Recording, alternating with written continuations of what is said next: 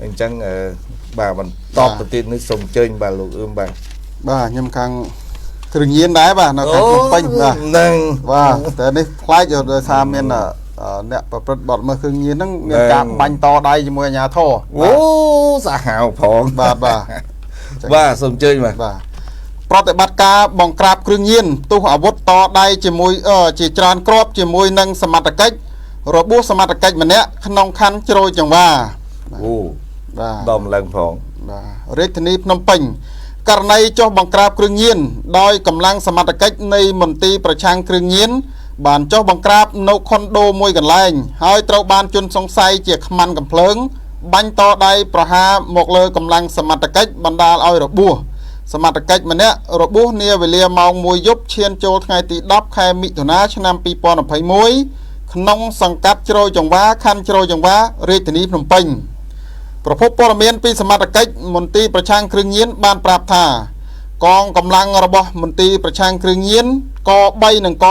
10បានធ្វើការចុះបង្ក្រាបនៅក្នុងទីតាំងចំណុចកើតហេតុខុនដូមួយកន្លែងជាន់ទី13តាមបណ្ដោយផ្លូវកែវចិន្តាដែលស្ថិតក្នុងសង្កាត់ជ្រោយចង្វាខណ្ឌជ្រោយចង្វាដោយជនសង្ស័យនិងបពពួកជាច្រើនអ្នកបានប្រើប្រាស់កំភ្លើងអាកាសនិងខ្លីបានបាញ់រះនិងសម្ដៅមកលើកងកម្លាំងរបស់មន្ទីរប្រឆាំងគ្រឿងញៀនបណ្ដាលឲ្យត្រូវនឹងរងរបួសម្នាក់ជាកងកម្លាំងសមត្ថកិច្ចមន្ទីរប្រឆាំងគ្រឿងញៀនត្រូវបានដឹកបញ្ជូនទៅមន្ទីរពេទ្យភ្លាមហើយកងកម្លាំងមន្ទីរប្រឆាំងគ្រឿងញៀនក៏បានសហការជាមួយនឹងកងកម្លាំងអន្តរាគមន៍របស់អធិការនគរបាលខណ្ឌជ្រោយចង្វាដឹកនាំដោយលោកសៀម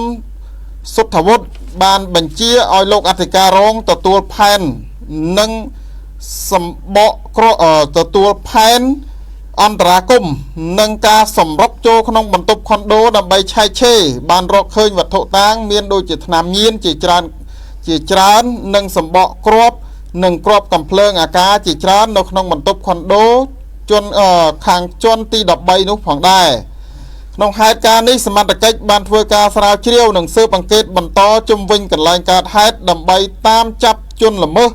ជួញដូរគ្រឿងញៀនយកមករន្ទាទោសតាមផ្លូវច្បាប់បាទគេទៅគ្រឿងញៀន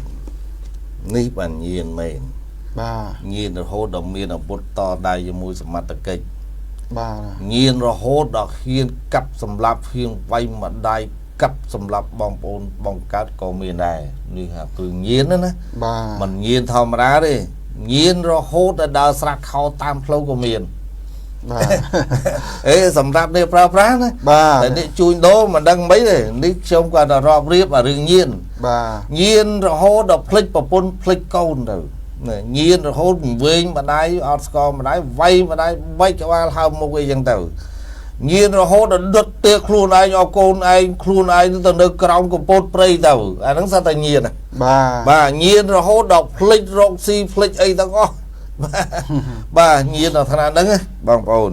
ចឹងញៀនទាំងប៉ុន្មាននេះស្ដាប់មើលទៅដូចអត់មានល្អផងចំណុចញៀនមែនទេអត់ល្អទេបើសិនតែញៀនជក់ថ្នាំមកក្របបានកមកតោននេះជក់មកក្របដែរទៅពុំដាច់បាយ